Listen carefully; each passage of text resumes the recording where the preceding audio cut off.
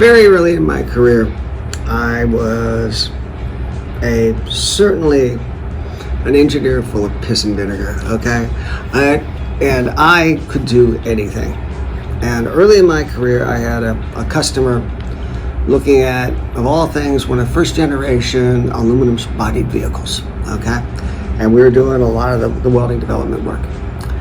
And I did the work, I understood it all, and I explained it all, to which my customer slapped me down.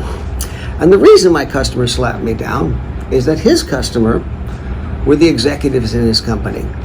His executives needed to see things a certain way, and he had already preconditioned his customer on what he was going to see. He did not need me to tell him what it meant. He'd already decided in his own mind what it meant. So his solution to me was, stop telling him in writing that his customer was going to read why he may or may not be right, and tell it to him in a different venue. And so that's a very important aspect of understanding your customer.